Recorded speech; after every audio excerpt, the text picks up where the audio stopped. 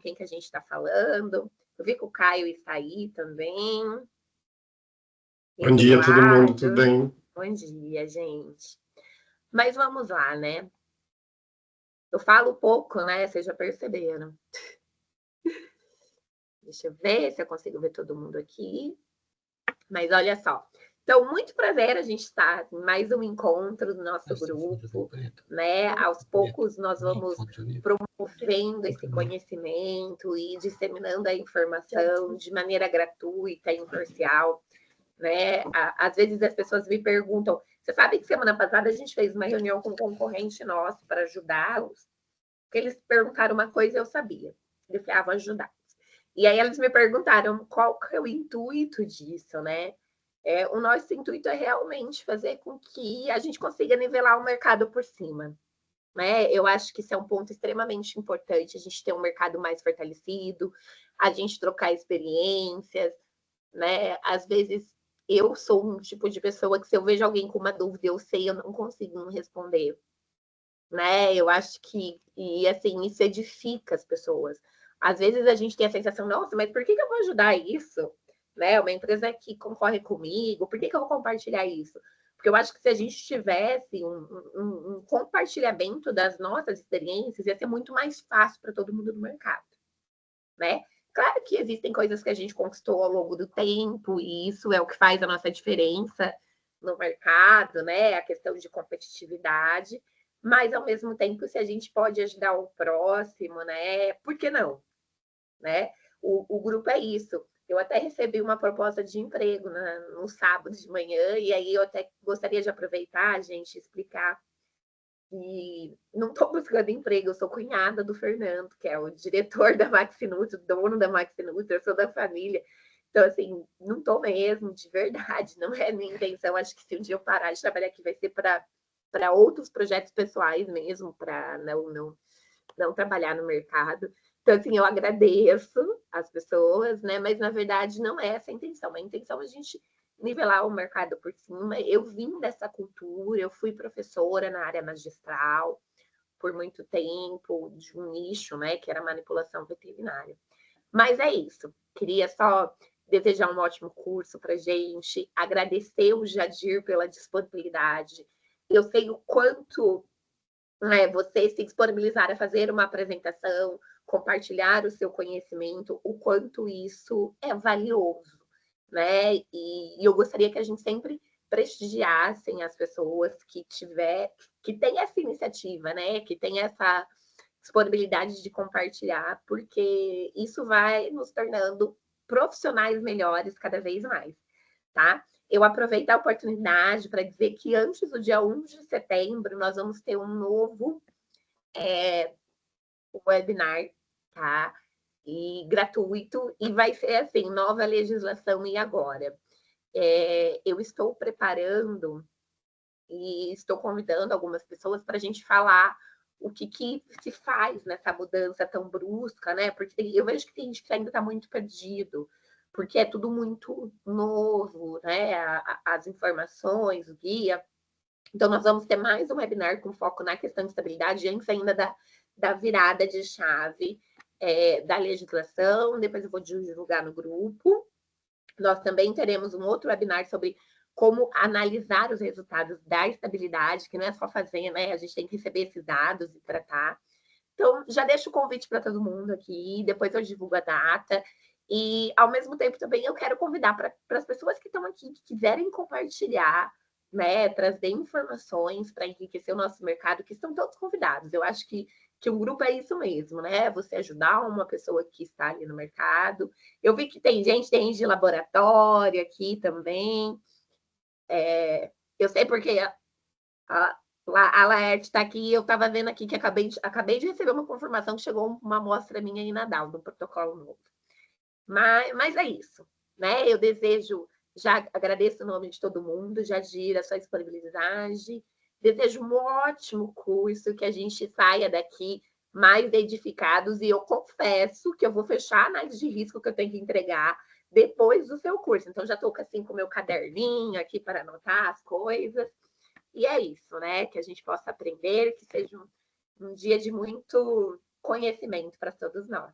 e passa a bola para você, que você se apresente. Eu conheço, gente, já digo que ele veio para prestar uma consultoria aqui para a Maxinuta, então eu tive a oportunidade de conhecê-lo pessoalmente, mas passo aí para você, para que você possa fazer sua apresentação.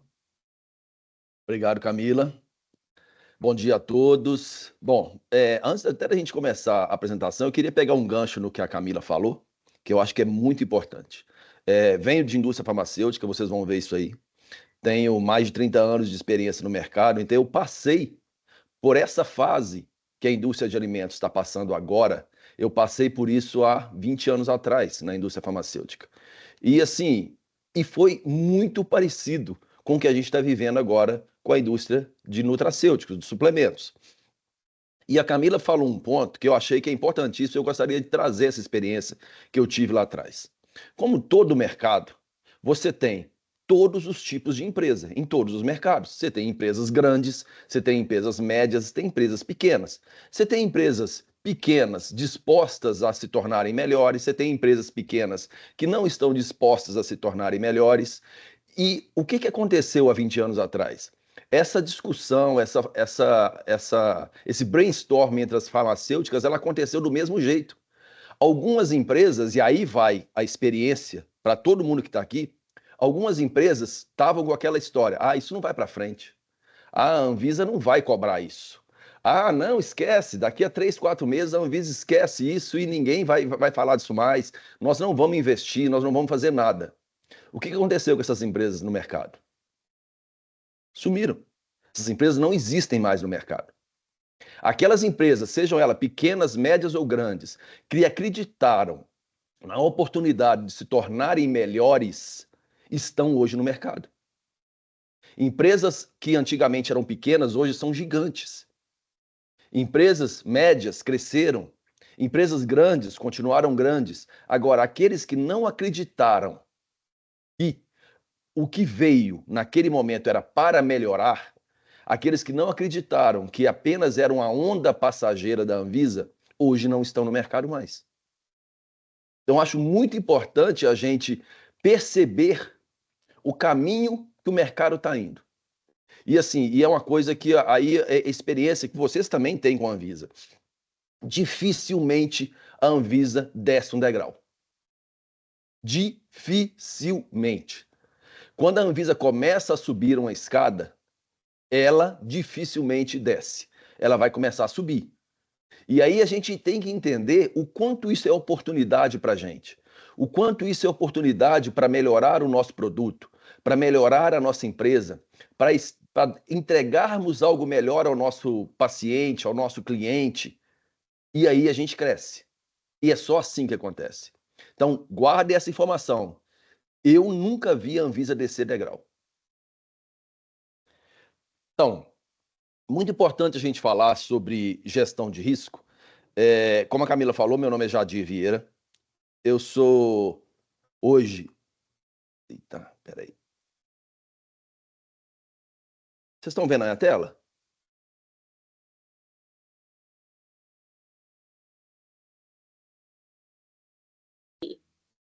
Sim, Jadir, estamos vendo a sua tela sim. Então, tá ok. Então vamos continuar. Eu sou farmacêutico, acredito que bastante de vocês aí também são farmacêuticos. Sou especialista em bioquímica, em indústria. Também fiz, na época que eu formei, especialização em alimentos e águas. Tenho MBA em gestão empresarial, em engenharia de produção. Tenho formação avançada em neurolinguística. Fui diretor de operações de indústrias nacionais e multinacionais por mais de 20 anos.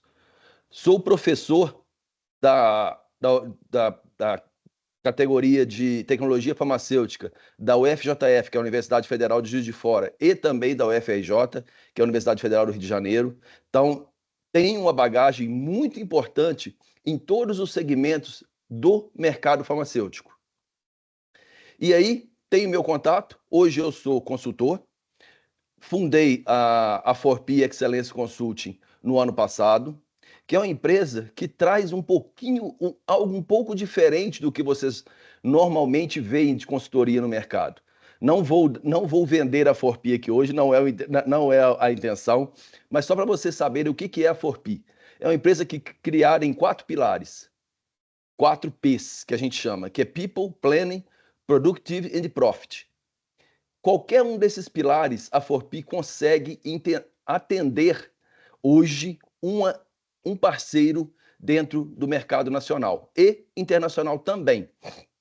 Então, a gente consegue soluções focadas em pessoas, a gente consegue trabalhar soluções focadas em planejamento, a gente consegue traçar estratégias de produtividade e, o mais importante de tudo isso, que é algo diferencial que ninguém hoje tem no mercado, com foco em lucro, que é o profit. Então, todo o trabalho que a Forpi faz hoje com pessoas, com planejamento e com produtividade, ela tem um foco: trazer resultado para o negócio na última linha. Então, se um dia a gente tiver a oportunidade de conversar em outro ambiente e de apresentar para vocês a solução Forpi, vocês vão entender que é uma solução focada em pessoas, planejamento e produtividade, visando lucro para o negócio. Bom, tá aí o meu LinkedIn, tá aí meu e-mail, vocês têm meu telefone, podem fazer contato à vontade, qualquer dúvida que vocês tiverem após o treinamento, que vocês quiserem trocar, se quiser conversar, se quiser bater papo, podem me chamar em uma dessas 3 ferramentas aí, que a gente vai estar à disposição para trocar ideia com vocês. Bom, falando especificamente sobre gestão estratégica para gerenciamento de risco. Eu estava falando no início logo que eu entrei no grupo aqui para apresentação. Hoje, gente, a gestão de risco ou gerenciamento de risco é a ferramenta mais importante que nós temos do nosso lado. Porque se a gente sabe usar o gerenciamento de risco, a gente consegue trabalhar um monte de assuntos, um monte de situações a nosso favor. Isso sem trazer risco para o negócio, sem trazer risco regulatório e sem trazer risco para o nosso paciente.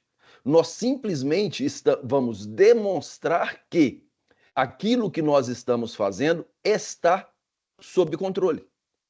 Isso é gestão de risco, isso é gerenciamento de risco. Mostrar que o nosso produto, o nosso processo, as nossas ferramentas estão sob controle. Quando a gente vira essa chavinha na nossa cabeça e começa a entender que o gerenciamento de risco é uma ferramenta para nos auxiliar, que é uma ferramenta a nosso favor, a gente começa a entender que gerenciamento de risco é uma excelente ferramenta para o nosso negócio. Então, análise de risco é um processo sistemático de aplicação de ferramentas de gestão da qualidade, que visa levantar, controlar, divulgar e revisar os procedimentos e práticas utilizados na fabricação do produto. Ah, Jadir, onde que eu posso usar análise de risco? Em qualquer etapa do seu processo. Nós vamos ver isso com mais detalhe mais para frente. Eu posso usar análise de risco no desenvolvimento do meu produto? Deve. Eu posso usar gerenciamento de risco no meu processo produtivo? Deve. Eu posso usar gerenciamento de risco na minha estabilidade? Com certeza. E é isso que vai fazer o diferencial para a gente fazer a coisa certa, gastando o certo. O que é gastar o certo? É muito simples, seria muito simples eu virar para vocês aqui hoje, ou qualquer consultor virar para vocês aqui hoje e falar: vamos atender a resolução. Beleza. Vamos fazer a estabilidade de todos os itens, de todos os princípios ativos, em todos os tempos. Vamos fazer 3 lotes, vamos fazer todas as apresentações. Está errado? Não, não está errado quem falar isso. É o mais certo? Depende. Depende de quê? Da minha análise de risco. Então, dependendo de como eu fizer essa análise de risco, de como eu montar essa análise de risco, eu consigo ter ganhos para o meu negócio. Eu consigo, não vou fazer todos os tempos, porque eu montei uma análise de risco e eu consigo provar por isso, que eu não preciso fazer todos os tempos. Eu não vou fazer todos os ativos, porque eu montei uma análise de risco e eu consigo provar por A, B e C que eu não preciso fazer todos os ativos. Eu não vou fazer todas as apresentações, porque eu consigo provar por análise de risco que eu não preciso fazer todas. Eu não vou fazer todas as embalagens porque eu consigo provar por análise de risco que eu não preciso fazer todas. Então, gente, olha a importância da ferramenta de gerenciamento de risco. Um projeto que às vezes ia me custar 100, 50, 30, 200 mil reais, eu consigo fazer por 50%. Por quê? Porque eu estudei o meu processo, entendi os riscos do meu processo, controlei os riscos do meu processo, coloquei isso numa ferramenta e consigo provar por A mais B que os meus riscos estão sob controles. E aí é muito importante a gente entender que análise de risco não é simplesmente usar uma ferramenta, botar no papel e deixar na gaveta. Isso não é gerenciamento de risco. Gerenciamento de risco acontece quando eu entendo o meu processo, mapeio os meus riscos e aí sim coloco isso em uma ferramenta que pode ser N ferramentas, nós vamos ver mais para frente. Vamos usar a mais comum aqui, que todo mundo gosta, que é o FEMEA. E eu provo que o meu risco está sob controle. Mas, de novo, isso o que eu vou falar agora aqui não é uma coisa que acontece na indústria de alimentos, nos suplementos. Isso é uma coisa que eu vivi em anos e anos de experiência. Muitas das vezes, a gente tem uma ferramenta de gerenciamento de risco que é papel, que é de gaveta. Isso não cresce ninguém. Isso, às vezes, naquele momento, resolve o nosso problema, beleza, botei no papel, mas eu não conheço o meu processo, eu não conheço realmente os meus riscos, e lá na frente eu vou ter problema.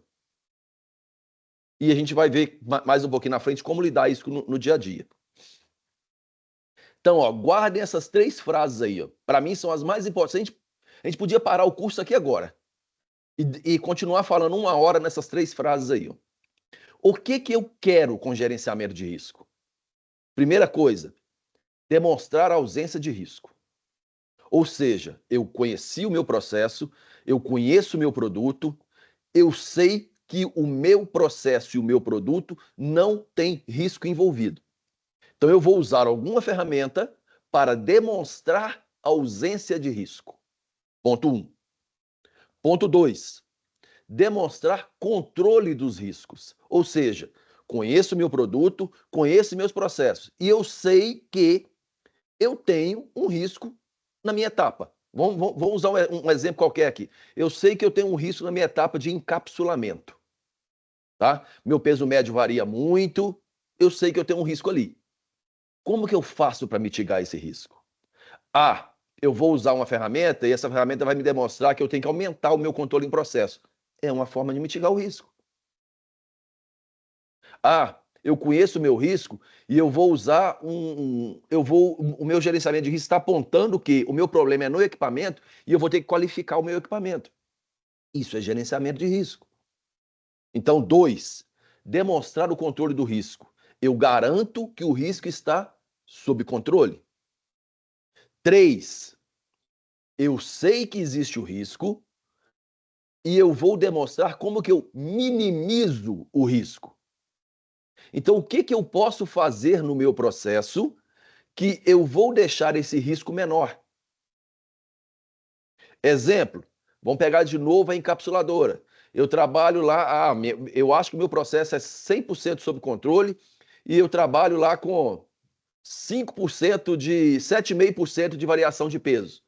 Mas ainda assim eu estou tendo problema. Eu sei que tem um risco ali, ou a minha formulação não é 100% ok, ou a minha máquina não é 100% ok. O que eu posso para minimizar meu risco? O que eu posso fazer para minimizar meu risco? Eu posso reduzir a minha faixa de variação de peso. Então, isto, de novo, são hipóteses que podem acontecer dentro de um processo de gerenciamento de risco. Mas o mais importante é a gente gravar essas 3 frases. Então, no meu gerenciamento de risco, ou eu vou demonstrar a ausência de risco, Ou eu vou demonstrar controle dos riscos, ou eu vou demonstrar minimização dos riscos. E, gente, e aí é a experiência de vida desses 30 anos. Anvisa, fiscal, adora ver análise de risco bem feita. Por quê? Primeiro, ele percebe o quanto a empresa está engajada no seu processo. Ele percebe que a empresa sabe trabalhar ferramentas de qualidade.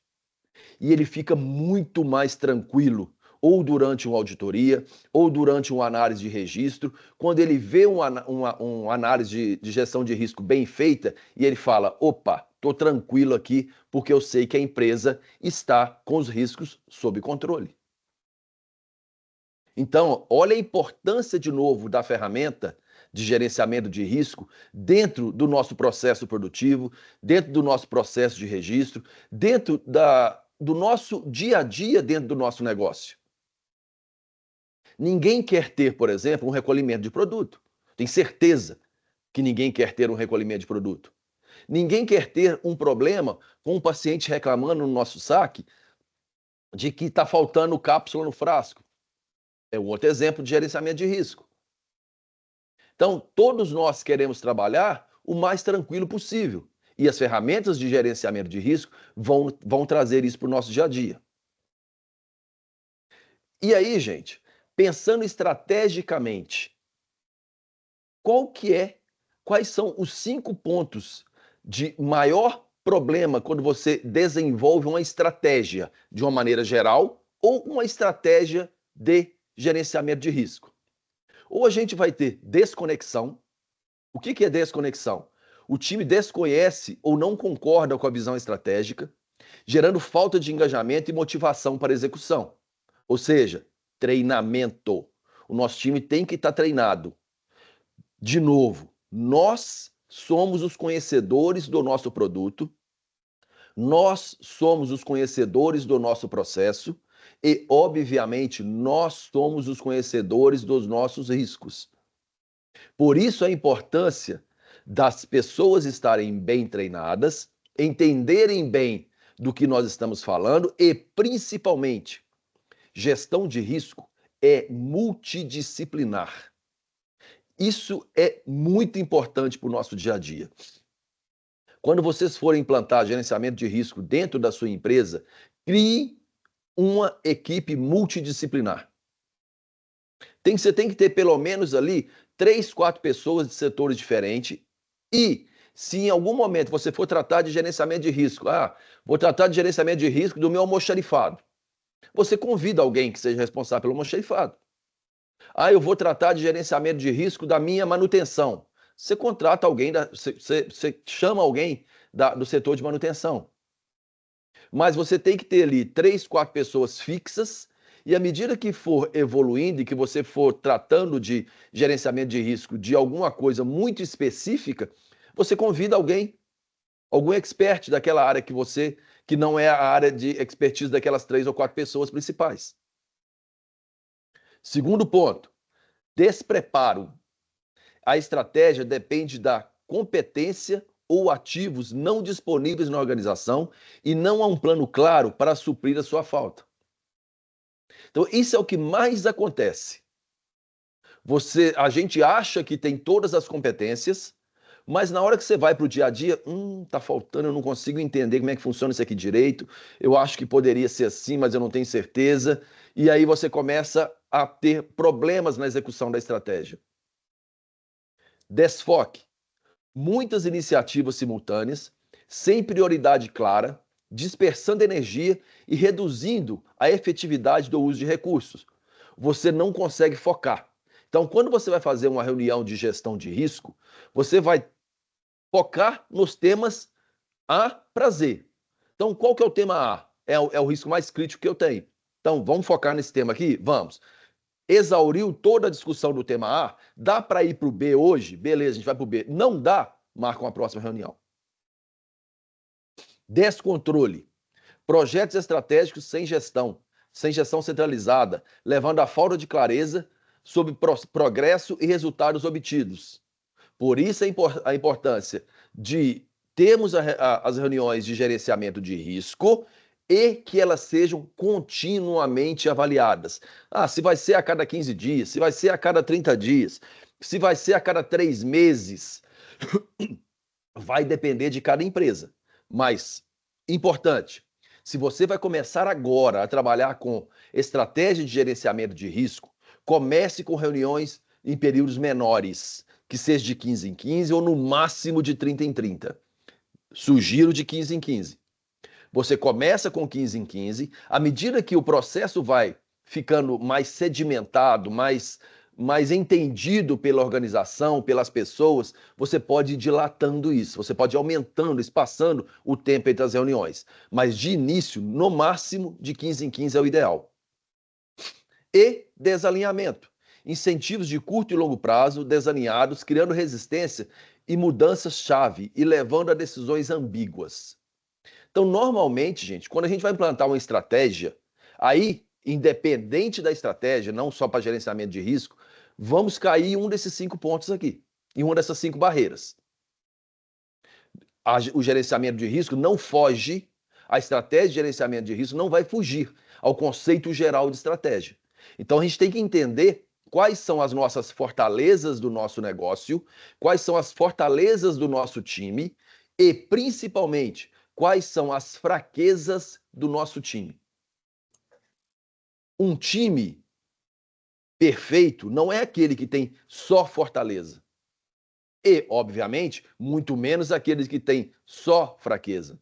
E nunca vai existir um time com só fortaleza. O time ideal é aquele onde a fortaleza de um supre a fraqueza do outro.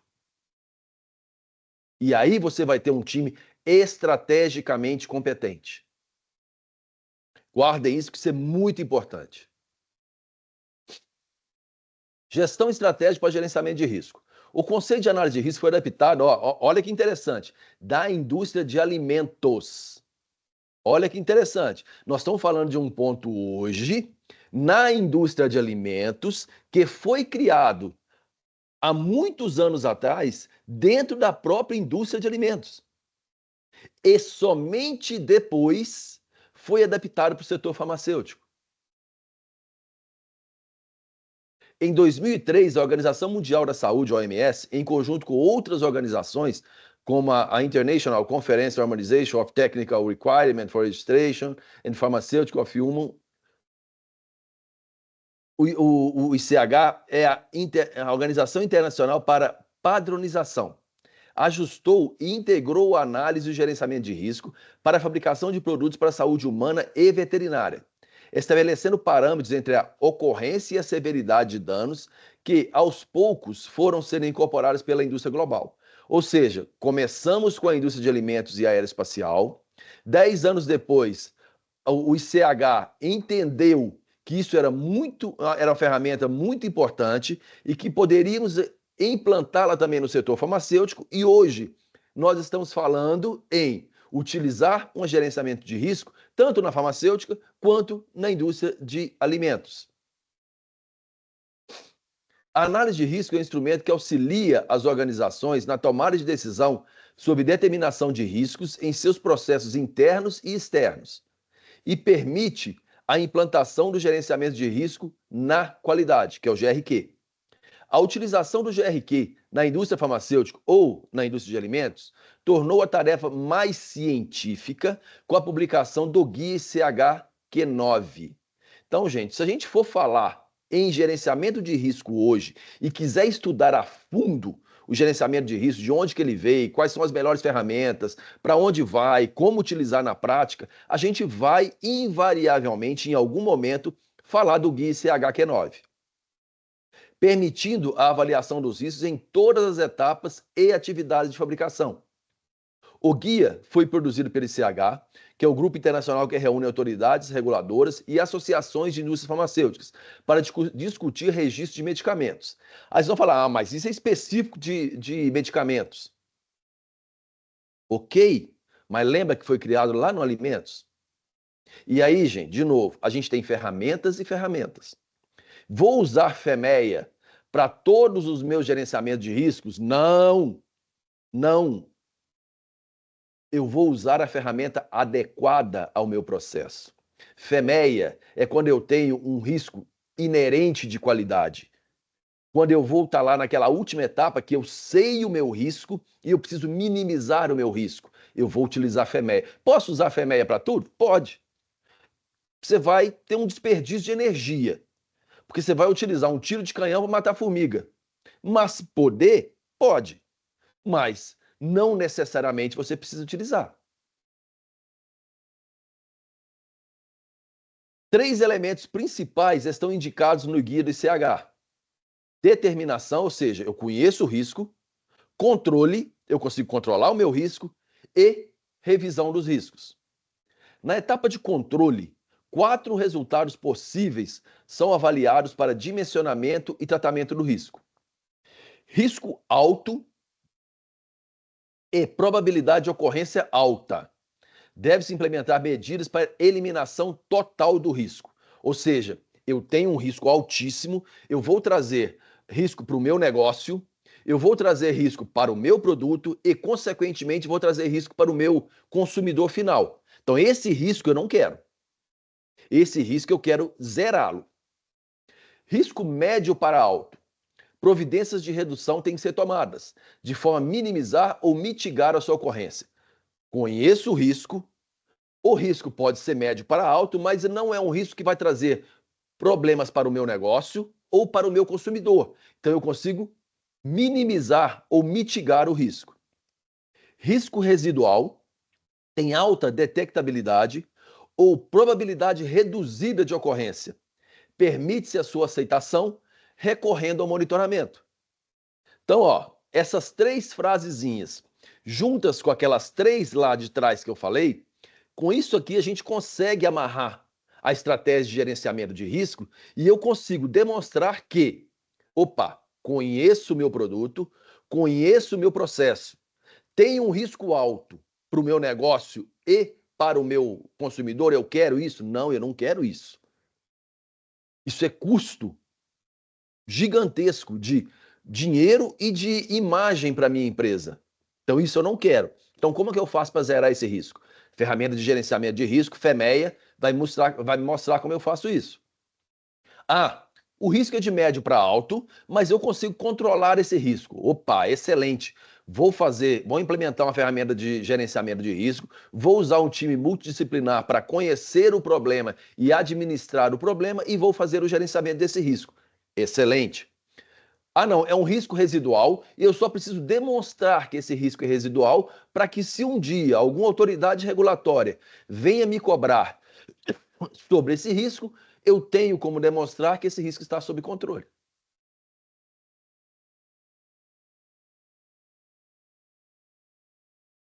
Bom, aí falando já de sistema de gestão da qualidade. Por que falando de sistema de gestão de qualidade? Porque é impossível falar de gerenciamento de risco se eu não tiver um sistema de gerenciamento de qualidade devidamente implantado.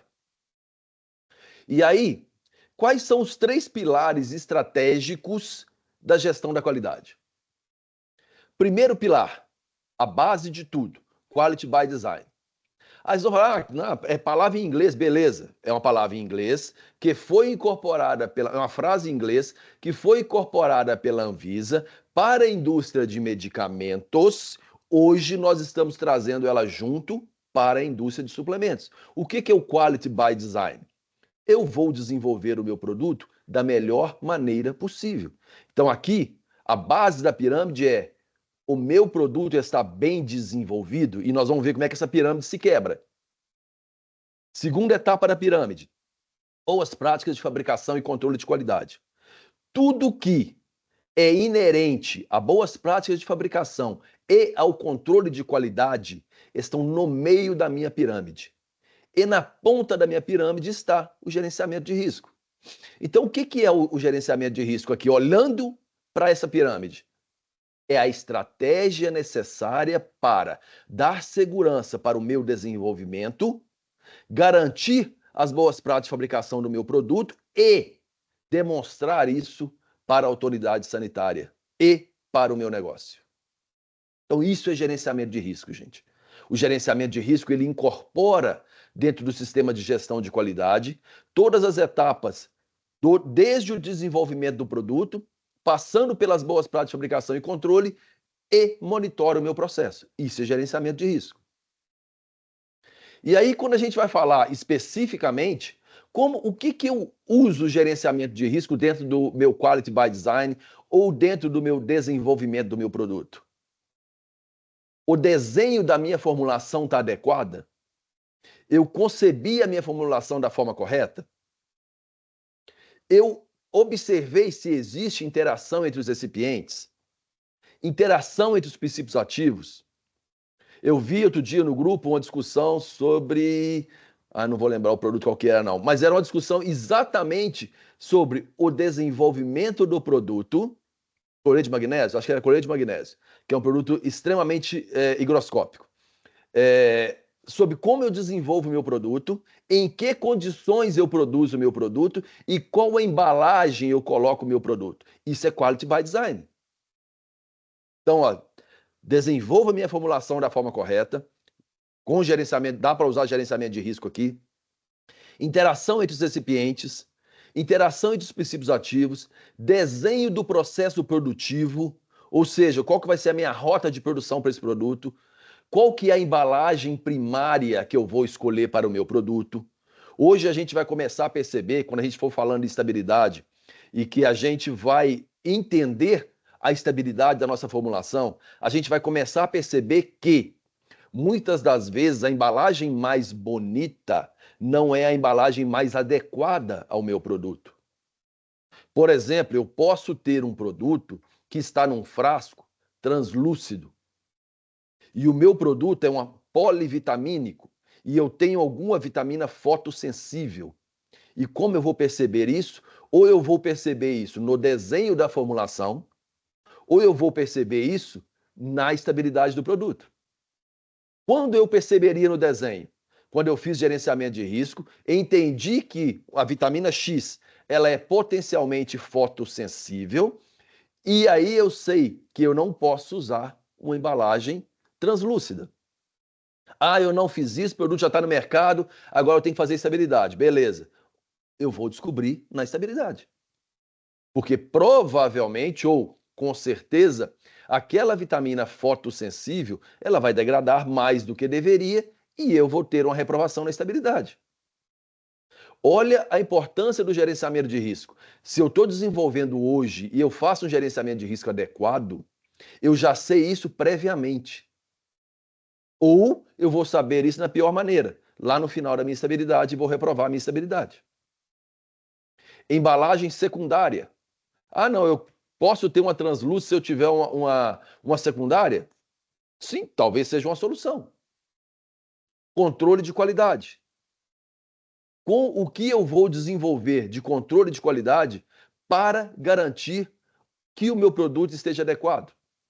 Então, isso tudo está dentro do Quality by Design e, consequentemente, dentro do gerenciamento de risco do Quality by Design. Aí nós vamos para as boas práticas de fabricação e controle de qualidade.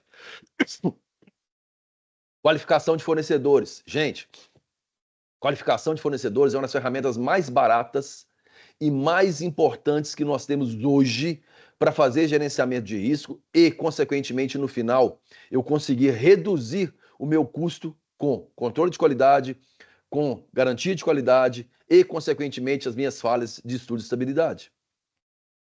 Equipamentos adequados.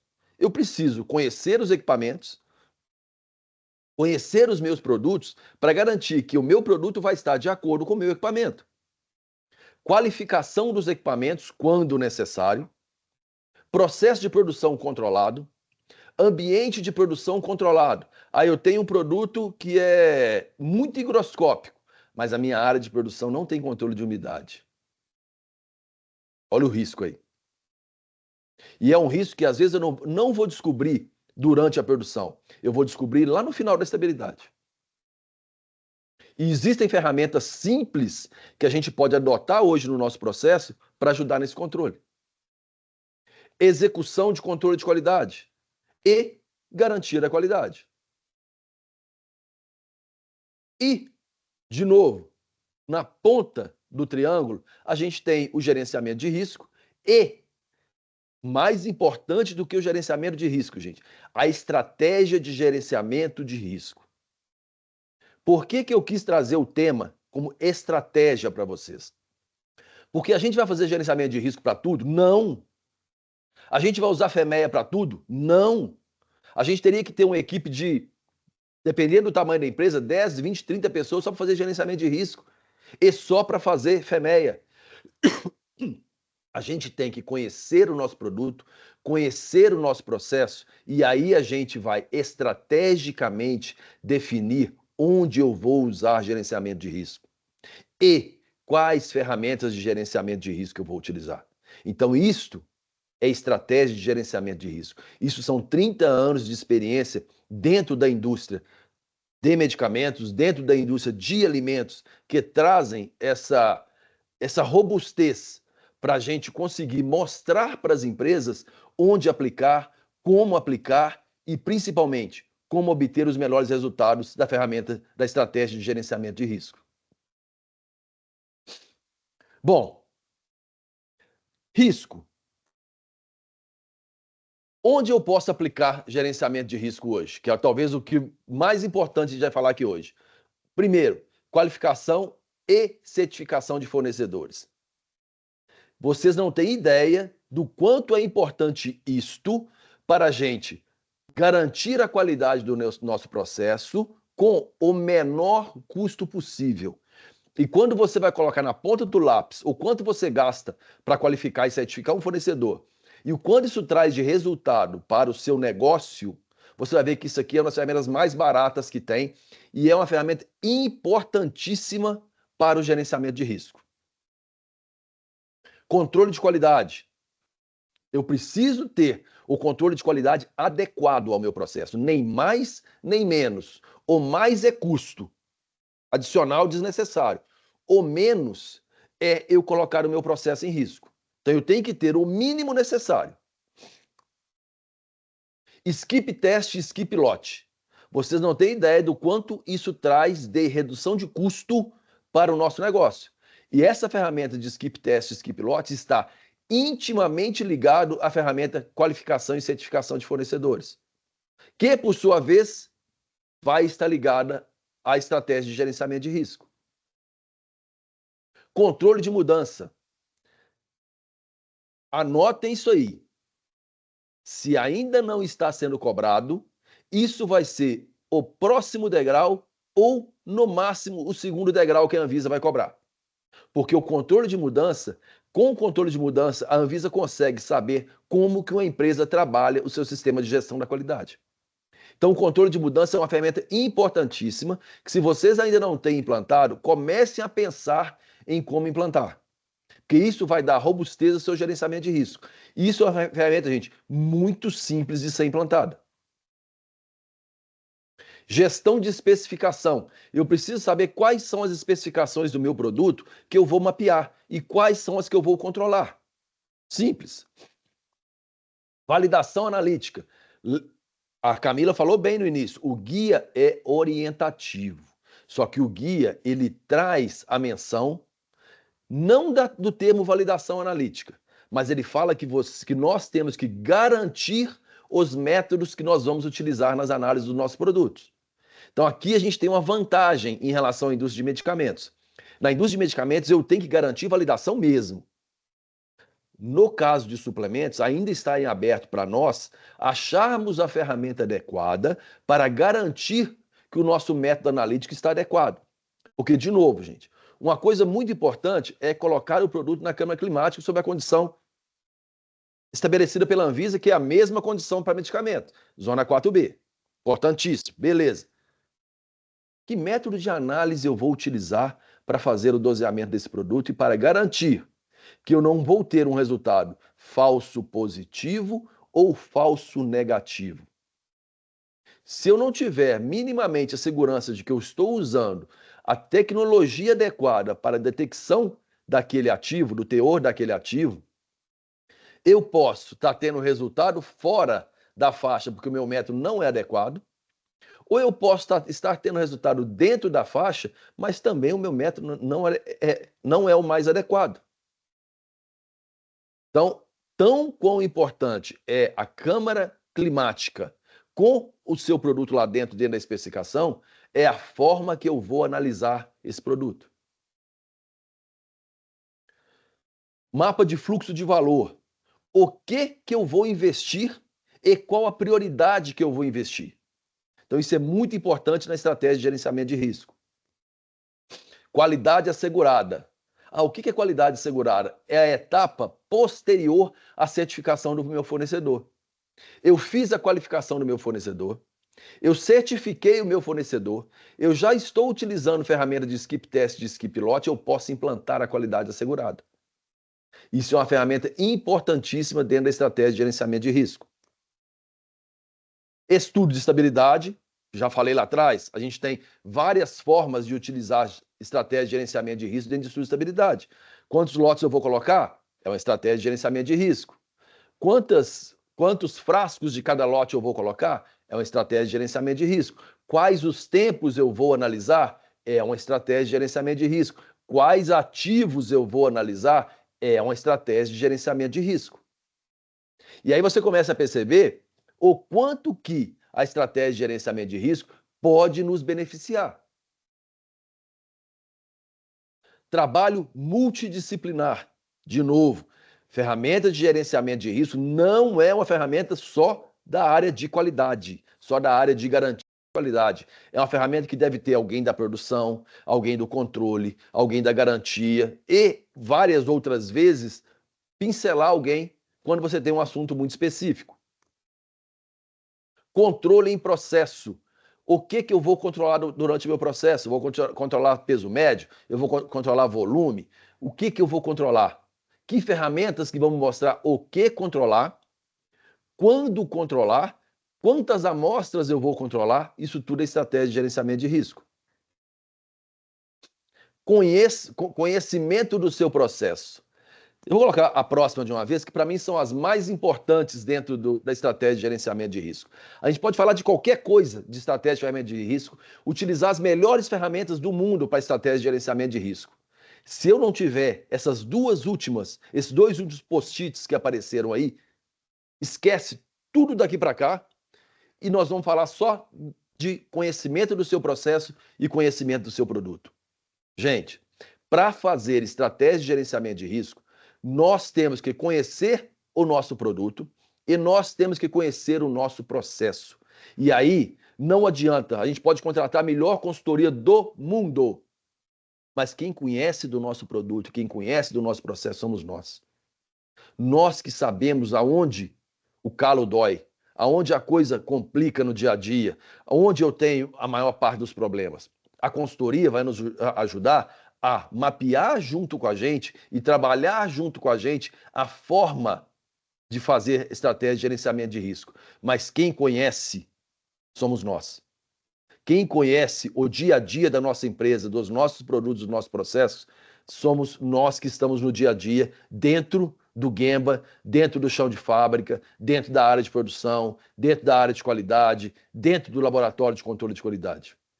Então, guarde esses dois últimos post-its: conhecimento do produto e conhecimento do seu processo. E aí, gente, obviamente, seria impossível a gente falar aqui hoje de estratégia de gerenciamento de risco e também falar de ferramentas de gerenciamento de risco. Muitas das vezes, para falar de um FEMEA, a gente vai fazer um curso só de FEMEA de 4 ou 8 horas. Então, o intuito hoje era trazer para vocês que o gerenciamento de risco é uma estratégia para o nosso negócio, é uma estratégia para o nosso processo e é uma ferramenta a nosso favor. Não é uma ferramenta que vai mostrar problema, que vai apontar os nossos riscos. Sim, mas ela é muito mais do que isso. Ela vai apontar que nós conhecemos o nosso produto, que a gente conhece o nosso processo e o que for risco, ou está minimizado ou está sob controle. Então, o objetivo desse treinamento hoje era mostrar uma ferramenta extremamente alinhada ao que está acontecendo hoje dentro da indústria de suplementos, da indústria de nutracêuticos, e uma ferramenta que vai trabalhar a nosso favor. E aí, O que nós temos de ferramentas dentro da gestão de risco para trabalhar a nosso favor? Método de facilitação básica de gerenciamento de risco, gráfico, folha de checagem, mapeamento de processo, diagrama de causa e efeito, análise de efeito e modo de falha, que é o FEMEA, mas é uma ferramenta, não é a ferramenta que vai ser utilizada para tudo. Análise de criticidade de molho de falha e efeito, que é o FMSA. Análise de a árvore de análise de falha, que é o FTA. Análise de perigo e pontos críticos de controle. Análise de operabilidade de perigos. Análise preliminar de perigos. Categorização e filtração do perigo. Ferramentas estatísticas de suporte. 5 porquês. E não são só essas 10. Tem mais outras N ferramentas de qualidade que podem ser utilizadas para gerenciamento de risco. Muitas das vezes, eu já visitei muitas empresas que você vai pedir, eu quero ver seu gerenciamento de risco. Beleza, só tem FEMEA. A pessoa utiliza FEMEA, por exemplo, para mostrar que a porta do almoxarifado fecha automaticamente. A pessoa utiliza FEMEA para mostrar que o produto é fotossensível e ele tem a mitigação necessária para o produto fotossensível. Não, gente, eu não preciso usar FEMEA para tudo. É um desperdício de energia, de tempo e de dinheiro se eu quiser utilizar FEMEA para tudo. Eu vou utilizar FEMEA para aquilo que me obriga a utilizar FEMEA. Onde eu tenho risco iminente ao meu produto, ao meu processo, e eu preciso controlar esse risco. Riscos menores, eu posso usar 5 porquê, eu posso usar um gráfico, eu posso usar folha de checagem, eu posso usar N outras ferramentas bem mais simples para fazer o meu gerenciamento de risco. E isto é estratégia para gerenciamento de risco, que é o que eu queria mostrar para vocês aqui hoje. O como essa ferramenta é nossa aliada e o como essa ferramenta pode ser importante para os nossos processos e o quanto que ela é descomplicada e o quanto que ela pode ser utilizada para o nosso benefício. E aí, falando de ferramentas, o que esperar de uma ferramenta adequada para análise de risco? Que essa ferramenta possa identificar, possa analisar, possa executar a ação, possa monitorar e possa controlar. Ponto. Se eu tenho uma ferramenta, independente do meu risco, que vai me dar esses 5 pontos de controle, acabou. Eu posso usar a ferramenta que melhor couber ao meu gerenciamento de risco. Então, esse é o ponto importante. É uma ferramenta estratégica, ela trabalha ao nosso favor e é uma ferramenta descomplicada. Não é um bicho de 7 cabeças para usar FEMEA para tudo. Então, essa é a importância não do gerenciamento de risco. Essa é a importância da estratégica para gerenciamento de risco. Bom, espero que eu possa ter contribuído com vocês. Estou aí à disposição caso queira fazer alguma pergunta. Eu não estava vendo o chat, eu não sei se alguém tem alguma pergunta, se queira perguntar alguma coisa. Camila, espero que tenha atendido o propósito. Tem sim, Jadir. Você sabe que um consultor me falou um dia, né, que o FEMEA era para casos críticos, e depois disso a gente aprendeu. Jadir, olha, muito obrigada. Eu vou usar uma frase que você usou quando você apresentou um relatório para a gente, que a gente tem usado em todos os nossos comitês de estabilidade, que é: um time se completa onde o outro não entrega.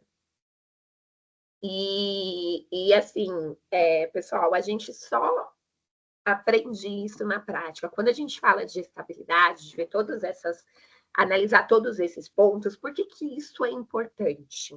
Por que isso é fundamental? Vocês vão começar a ter que, nós vamos começar a ter que entregar essas estabilidades, nós precisamos defender esse racional. Essa questão de você fundamentar que você não precisa analisar tudo. Como eu disse no começo hoje do nosso evento, eu tenho uma análise de risco para entregar. Então, eu vou eu quero usar o meu exemplo de trabalho aqui para vocês verem como que eu consegui fundamentar. Então, olha só. Hoje eu tenho um produto que eu fiz o estudo de estabilidade dele, que ele é um produto que ele tem cúrcuma, então a gente fez o doseamento de curcumina, inclusive foi o tempo 24 agora, nós fizemos Nadal, a Laerte está aqui, que eu vi que ela está no curso, né? Nós fizemos análise de curcumina, nós fizemos análise de proteínas, porque ele tinha colágeno tipo 2, tá? Então, nós fizemos análise de proteínas, nós fizemos análise do ácido hialurônico e também de manganês, né, Camila? Manganês. E aí, o que aconteceu? A gente tem esse produto pronto, agora está concluindo 24, o produto performou super bem. Talvez até esse cliente nosso esteja aqui nesse grupo, então você já vai saber o que você vai receber essa semana. E aí um cliente nos contatou porque este produto em específico, ele foi feito com colágeno tipo 2, especificação do Jiang, que é um fabricante, certo? E eles querem lançar esse produto com colágeno tipo 2 da Lonza.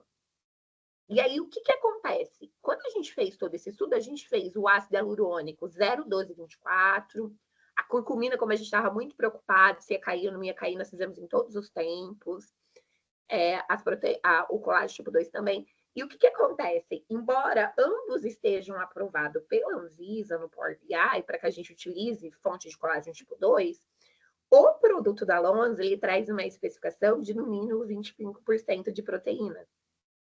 Já o produto do Jiang, a especificação é maior. E quando a gente faz a análise, realmente o produto da Lonza, pela análise, a gente vai conseguir ter um teor menor e do outro maior. E isso, assim, é uma quantificação total. Né? Quando você vê no Power BI, você tem ali para declarar na tabela nutricional que o colágeno, em 40 miligramas, eu tenho que ter no mínimo 10. E aí, esse cliente, ele queria saber se dava para lançar esse produto com colágeno tipo 2, substituindo na formulação e aumentando o teor de cúrcuma que nós tínhamos, porque quando a gente lançou, a gente fez com outro.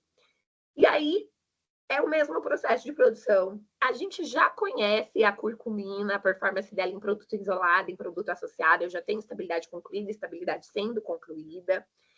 E claro que eu vou ter um resultado diferente quando eu fizer com esse produto. Só que eu estou processando esse produto nos mesmos equipamentos, com o mesmo controle de qualidade, com o mesmo padrão. Aí eu fiz essa análise dizendo que é possível, sim, lançar. E qual a proposta que eu trago para o cliente nessa análise? Que como a gente controla todas as variáveis, então, a Lonza é um fornecedor qualificado e eu já tenho um estudo de estabilidade concluído com o colágeno tipo 2 da Lonza. Então, eu já sei que é um produto que com 24 meses entrega o que precisa. A gente sabe, né, gente? Quem trabalha aí com C2 sabe quanto é um produto robusto. A curcumina, por mais que ele vai aumentar de 80 para 130, eu já conheço o perfil de queda. E ela é estável. Então, por mais que eu aumente a dosagem ou esse PIN mesmo, então eu consigo, ok. Então, eu fiz essa análise e agora eu quero fechar o relatório. Eu estava esperando o Luiz Jadir apresentar esse curso. E o que eu estou propondo para o cliente? Do ponto de vista da estabilidade, a gente consegue lançar o produto e aproveitar os dados que a gente tem com base numa análise de risco. Porém, eu proponho um acompanhamento deste produto, um estudo de estabilidade de acompanhamento, onde, como a gente tem essa substituição da matéria-prima, fazer a metodologia de proteínas, que quando a gente olha na formulação total, foi o ingrediente mais sensível a ter ali uma degradação. Então, por mais que a gente vai fazer a substituição, então eu vou falar que dá para lançar, a gente extrapola do outro projeto, mas eu proponho uma análise de acompanhamento. Então, o primeiro lote, ele entra em acompanhamento, a gente adequa essa estabilidade com uma análise de risco, dizendo que está ok, e aí a gente faz esse acompanhamento dessas proteínas e vai dando uma resposta para o cliente. A curcumina, como a gente teve essa alteração e eu já conheço o perfil, a proposta é monitorar de 0,12,24. Ah, Camila, mas por que você não vai monitorar todos os meses? Gente, porque eu já conheço o perfil desse produto. Eu já tenho essa experiência, então eu não vou gastar. Por mais que eu goste, Laerte da Dow, que está aí de mandar análise para vocês são ótimos, mas eu não vou poder gastar R$500 todo mês para fazer essa análise da curcumina, sendo que eu já conheço. E é de 500 em 500 reais que a gente vai economizando. Olha a importância da estratégia de gerenciamento de risco do exemplo que a Camila trouxe aqui. Você conhece o seu processo, ela acabou de falar que conhece o processo, ela conhece o produto, ela mitigou o risco e reduziu o custo. Sem contar do ácido hialurônico, que a gente sabe, né, que hoje é R$1.000 e poucos, e se eu fosse fazer isso em todos os tempos, também ia onerar um projeto. Então, assim, por isso que eu estou trazendo esse exemplo para vocês, para mostrar que é possível a gente trazer um lançamento com base nos dados que a gente tem, sem necessariamente ter que fazer algo. Eu vejo que às vezes as pessoas estão muito preocupadas em fazer a estabilidade, mas essa estabilidade ela tem que ser real. O resultado dela tem que trazer algo que a gente aplique no dia a dia da nossa empresa, que nos mostre realmente o que está acontecendo no produto, né? Nós não estamos aqui para utilizar essas ferramentas para a Anvisa ver, ou para a cego ver, né? Ou para a gente... Justamente a gente tem que usar isso a nosso favor. E tá tudo bem eu lançar esse produto sem um estudo de estabilidade, colocando um estudo de acompanhamento, porque eu tenho esse perfil conhecido. E aí eu vou disponibilizar essa análise de risco para o cliente, né? Eu fiz pelos 5 porquês, eu achei que não era uma coisa crítica. Beleza, né? Nós vamos disponibilizar essa análise propondo esse estudo de acompanhamento. E tá tudo bem. É algo real, é algo palpável, e é muito melhor nós fazermos dessa maneira, né, conhecendo o perfil, do que fazer um protocolo super complexo que não tem um fundamento. É diferente quando a gente quer lançar um produto que tem uma suscetibilidade maior à degradação e que eu não conheço nada. Neste caso, é possível lançar. Então, o que eu quero dizer para vocês é que o setor de estabilidade, ele pode, tá? E ele deve trabalhar junto com o time comercial, que é justamente isso, se complementar. Então, assim, para o time comercial, parece uma coisa diferente. Para o próprio cliente parece uma coisa diferente. Mas quando a gente analisa, as moléculas são as mesmas. Então, assim, é se complementar. Porque senão a gente vai parar as nossas indústrias. A gente sabe que o mercado de suplementos ele exige lançamento muito rápidos, né? Isso não quer dizer que tudo vai ser permitido. Mas aquilo que a gente tem uma história, que a gente tem coerência, é possível, sim, a gente fazer um lançamento com estudo de acompanhamento. Então, eu falo para vocês que isso você utiliza, e aí o que eu vou entregar para o meu cliente? Eu vou entregar toda essa fundamentação, dizendo tudo que a gente controle e que eu vou passar a mesma segurança que eu tenho, porque eu conheço essas moléculas aqui dentro, tenho isso concluído, para ele ter a segurança de que ele vai lançar esse produto e lá na frente, quando a Anvisa for analisar essa documentação, não vai ter problema nenhum de ter que mudar a formulação, não vai ter problema nenhum de ter que recolher produto. Então, eu acho que é isso que a gente pode utilizar ao nosso favor. Aqui dentro da MaxiNutri, do 386 SKUs, deram 170 e poucos protocolos, justamente porque a gente consegue fazer esse aproveitamento de informações e principalmente reduzir custo, porque seria sensacional se a gente conseguisse analisar todos os produtos, uma A Z, todos nos 24, mas é impossível isso, né? E é isso que eu queria defender para vocês, que essas ferramentas, elas Impossível não e ajudam... extremamente custoso, né? Custoso, né? Eu não sei vocês, mas se eu chegar nisso, apresentar isso pro Fernando, que ele vai falar, você tá louca, né? Você bateu a cabeça, esse custo não absorve. É diferente de produtos mais sensíveis. Por exemplo, aqui a gente tem padrão, até porque era com registro, probiótico e enzima só lança com 24. Mas o que a gente pode fazer é peticionar com 18, é que agora vai mudar, né, a notificação, mas a gente só lança com isso concluído, porque é um produto mais sensível. Por mais que a gente conheça sempre que a gente muda uma matriz, né? Mas, assim, o que eu quero dizer para vocês é que a gente pode, sim, ter coerência na nossa documentação. Então, não precisa se desesperar e fazer protocolo para 100%. Vale a pena vocês gastarem uma energia analisando tudo que vocês têm. O que eu tenho no portfólio e o que eu consigo agrupar, que tem moléculas semelhantes. E aí também começar a trabalhar nessa metodologia. Quando o Jadir falou da questão da metodologia, eu vou contar um negócio para vocês. A gente tem uma goma e a goma ela tem vitamina C. E a gente sabe a complexidade de a gente analisar uma goma, o preparo da amostra, né? Porque às vezes o próprio preparo da amostra ele vai acabar degradando essa substância que a gente está ali. E eu estava cotando em vários laboratórios. E uma postura que eu mudei é fazer reunião com os laboratórios, conversar com os técnicos dos laboratórios, quando eu não estou fazendo isso interno, para entender se a metodologia é aplicável, porque senão eu vou ter um resultado que eu vou não lançar o produto, querer barrar o lançamento por um erro. E neste caso, a gente estava com um laboratório e ele ia fazer por titulação a vitamina C. Essa titulação, ela não ia trazer um resultado. E aí, quando eu questionei, eu falei assim, olha, mas é aplicável? É. Eu falei, qual o método? E aí, a gente mandou para outro laboratório. A diferença no custo da análise para esse produto específico era R$700. Tá? Só que, se na hora a gente manda pelo orçamento, não questiona a metodologia, se é aplicável a matriz, esses R$700 já dá um problema lá na frente, porque ia demorar uns 15 dias para chegar esse resultado. Se a gente tem um resultado, a gente não ia saber se era o produto ou se era a metodologia.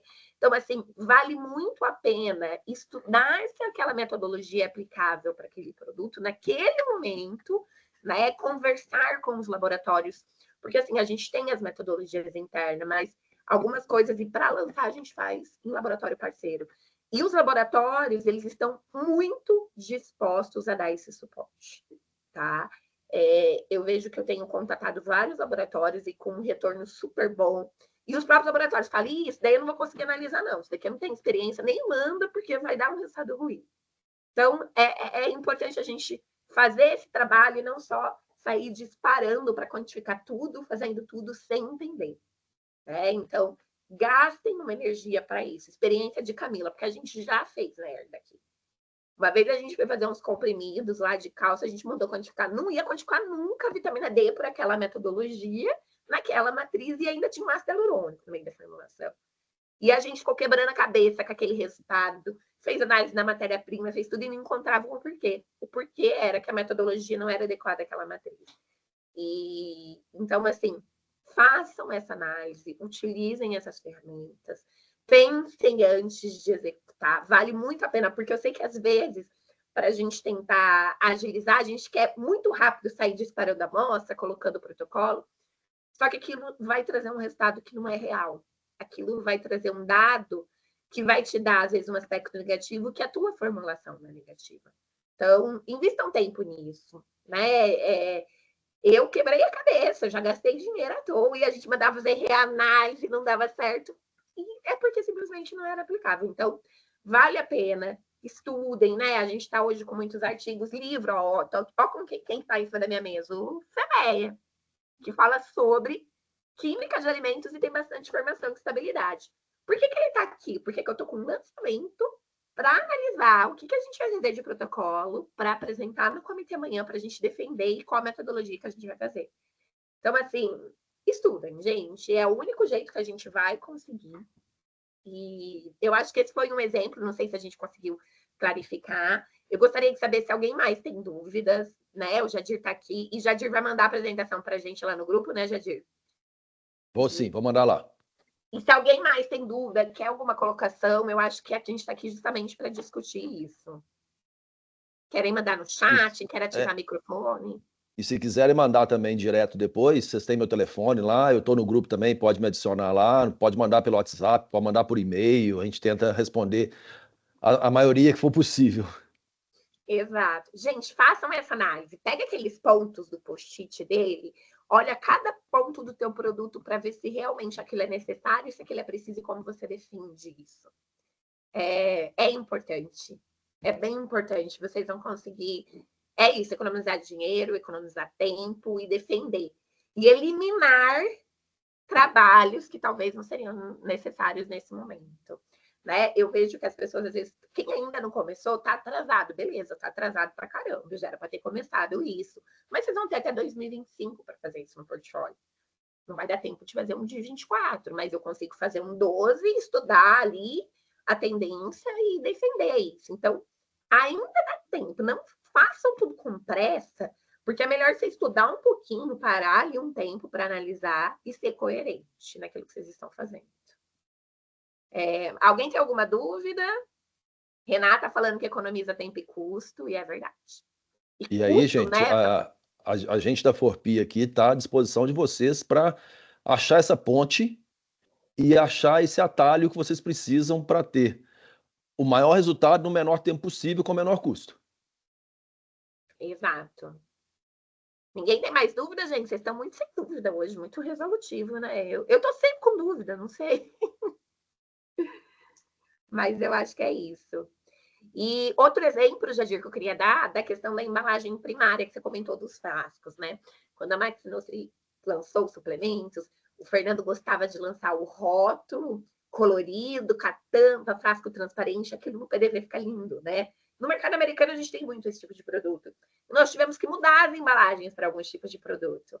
Só que daí, como é que você fala para um chefe seu, que aquele produto está lindo no PDV, vai para um frasco branco, leitoso, com rótulo, com cara feia, né? Ele esteticamente não é tão bonito. E aí a gente fez isso com base nessas questões. Teve alguns produtos que a gente conseguiu manter esse tipo de embalagem, mas outros não. Daí foi para o frasco e com embalagem secundária também. E aí, nesses casos, gente, fica a dica, porque quando a gente coloca na câmera, a gente coloca na embalagem primária. Então, se vocês forem fazer alguma análise num frasco que seja transparente, que vocês acham que pode correr um risco, já faz na primária e com a secundária junto. Porque, assim, não é de praxe a gente colocar com cartucho na câmera, a gente vai sempre colocar o frasco. Mas nesses tipos, fazem o paralelo para fazer a comparação, para vocês entenderem o resultado e defender, né? Porque você chegar para o teu time comercial, chegar para o teu time de inovação, de marketing, falar assim, ó, esse produto que tá lindão, nós vamos deixar ele bem feio.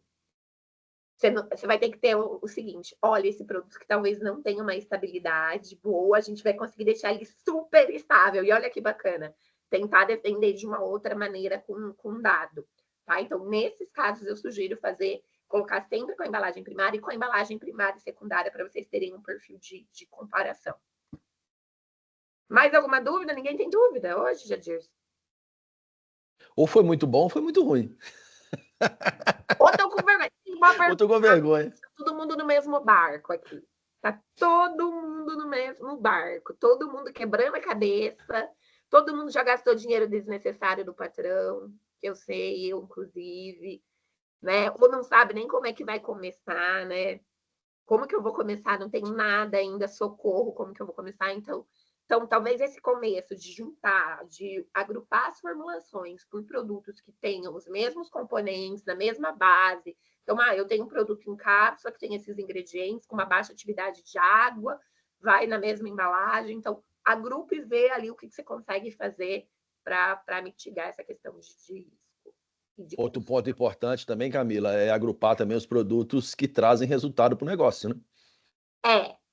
Exatamente, porque assim, por onde que a gente começa? Por o produto que te dá mais lucro, o produto que mais vende, gente. Eu tenho uns produtos aqui que tem para compor portfólio que eu nem sei por que mantém ativo, né? Mas foram os últimos que a gente foi. A gente começou pela curva ABC. A gente começou pela curva ABC e terceirização. Porque o que a gente queria? A primeira coisa que a gente queria era resolver o problema dos nossos clientes de terceiros, para que eles tivessem a tranquilidade que o produto deles estava ok. Então, os primeiros estudos de estabilidade que nós fizemos foram com os produtos que a gente terceiriza na Maxinut. E aí eu matei um monte, né? Porque eu tenho um produto que eu terceirizo para vários clientes e ainda tenho na marca Maxinutri. Então, com um protocolo, eu consegui matar 10, 12 SKUs.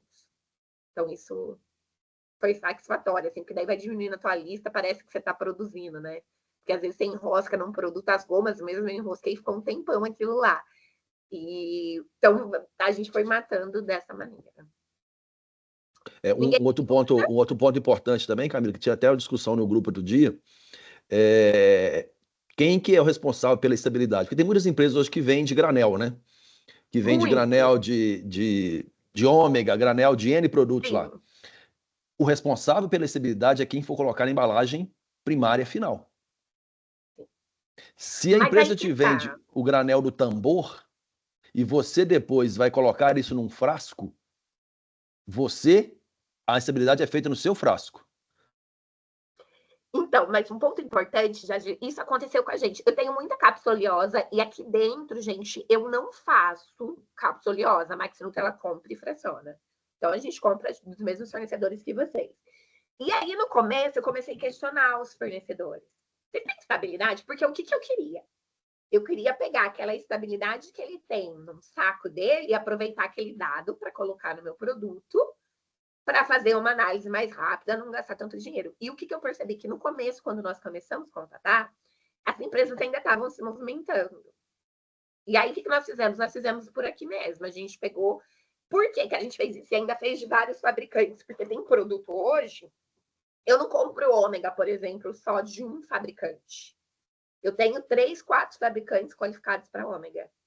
Então, nós fizemos aqui o estudo por matrização, fazendo em cada tempo análise de um fabricante, comparando 0 e 24 tudo. Por quê? Porque daí a gente tem a segurança que a gente pode comprar de qualquer um desses e a gente tem a estabilidade concluída. E assim, gente, trabalha com lipídios, enfim. Aí, sobre a questão que a Fernanda perguntou, eles precisam garantir? Precisam, mas eu sei que precisam, mas vamos pensar comigo. Eles têm que garantir isso. A responsabilidade é nossa do produto. Só que ajuda. Por exemplo, vou dar um outro exemplo. Eu tenho FOS, frutoligosacarídeo, que a gente compra a matéria-prima e invasa no frasco. É simplesmente frutoligosacarídeo. Sabe o que eu fiz? Eu peguei a estabilidade do fabricante. Vou até falar o fabricante, porque o fabricante pedia a estabilidade, me deu 3 minutos, estava no meu e-mail. Barent. Não sei se tem alguém dessa empresa aqui, mas, assim, foi satisfatório a devolutiva que eu tive nesse caso. Eu pedi, você tem a estabilidade do FOS? Mandou. Eu fiz uma análise com aquilo e, a partir daquilo, eu fiz uma proposta de um estudo de acompanhamento. Por quê? Porque eu coloquei no frasco que dava uma maior proteção ainda do que no caso deles. E eu tinha um processo controlado. Então, assim, as estabilidades a granel e a estabilidade da matéria-prima favorece muito a nossa vida. Mas a gente também não pode depender disso para o nosso portfólio, porque se você for ficar esperando o cara que ele está falando, ele não te manda, ele não tem... Ele também está perdido, talvez, igual a gente. E aí compensa você dar uma agilizada e fazer isso, né, do que ficar dependendo dele se for um produto importante para você. Uma coisa é fato. Ele tem que te entregar o estudo de estabilidade dele, porque ele é o detentor da produção do produto e ele transporta o produto naquela embalagem. Esse ponto é muito importante para quando você for fazer a sua estabilidade, porque você precisa ter certeza que o problema não está no seu fracionamento e na sua embalagem primária. Porque senão você já pega um produto com problema e aí você vai achar que o problema é seu e o problema não é seu. O produto nasceu lá no produtor. Então, por isso a importância da estabilidade dele. Por exemplo, ele pode ter o que a gente chama de estudo de holding time, que é, eu produzi o produto hoje e eu garanto que o meu produto está ok nessa embalagem, num saco a vácuo, por exemplo, durante 30 dias. E vai te mandar um laudo de que ele fez esse estudo lá e garantiu 30 dias. Você vai ter que receber esse produto com menos de 30 dias de produzido, vai fracionar na sua embalagem primária e aí você vai colocar em estabilidade. Sim. E um ponto importante, Jadir, é que quando a gente faz a estabilidade, o que a gente vai validar? Gente, eu não sei o racional que vocês estão trabalhando, mas a gente está trabalhando com os marcadores da IN28, né? E o que está na tabela nutricional, que é aquilo que eu tenho que garantir. E vai ter coisas muito difíceis. Óleo de alho, a Max Nutri é líder de óleo de alho no mercado, e é uma coisa que eu nem sabia, que era um produto que eu achei que eu ia fazer por último, assim. Nós tivemos uma grande dificuldade na quantificação da lisina, teve que mandar para fora do Brasil a metodologia, enfim. Porque eu não tenho um mínimo de alicina, eu tenho um máximo, mas o que eu declaro na tabela nutricional? O nutriente do óleo de alho é a alicina, certo? Então, eu tenho que quantificar ou a alicina direta, ou o cálculo, ou o laboratório que fizer te dá o cálculo da alina, e aí você faz o cálculo, que para cada 1 miligrama de alina tem 0,45 miligramas de alicina. Mas até eu achar um laboratório que quantificasse a metodologia e conseguisse detectar, porque às vezes no processo degradava. Também foi um grande desafio para a gente conseguiu. E valeu muito a pena ter buscado isso, porque era um produto que representa para a gente, embora seja um produto commodity, tá? A Fran ergueu a mão. Fran, pode falar. Travou o meu aqui. Eu tenho uma dúvida. Se eu tenho um suplemento de polivitamínico, se eu começo por ele, né? Ele é um polivitamínico, eu fiz o protocolo acelerado e tenho o resultado desse polivitamínico. Eu posso utilizar esse protocolo e esse relatório para outros produtos que seja, às vezes, só uma vitamina, por exemplo? Ô, Fran, eu vou te dar minha experiência de Maxinutri, depois o Jair complementa, tá? Mas Tá. assim, primeiro, polivitamínico não coloca instabilidade acelerada que vai dar merda. Porque polivitamínico tem A a Z. Gente, desculpa a merda, falei de novo, né? E vocês estão rindo de mim, mas a verdade é isso. A verdade é que vai dar bosta, não vai funcionar e você vai gastar dinheiro. Por quê? Nossa, porque você vai ter um monte de vitamina qual que é o racional da estabilidade acelerada? Você aumentar 10 graus. E aí isso aumenta a cinética de degradação. Né? E aí você faz aquela estimativa pela equação de Arrhenius para ver como que performa. Só que nem sempre aumentando 10 graus vai aumentar só um nível. Isso aumenta muito. E eu tenho muita vitamina que não vai passar. Ó, vitamina A é a primeira que dá droga. E tem todos os polivitamínicos, vitamina A. Vitamina C, dependendo da forma que tá, você não vai conseguir quantificar. Vitamina D. Vitamina K. E assim, o racional da estabilidade é que a gente analise justamente aquilo que é sensível, mas você não vai conseguir, você não vai ter um resultado bom. Você vai ter resultado bom para mineral. Até pela técnica de doseamento. Não sei se tem alguém aqui de laboratório ainda online. No né? de longa vai bem. Ou também. No de longa vai super bem. Só que eu vou te falar uma coisa.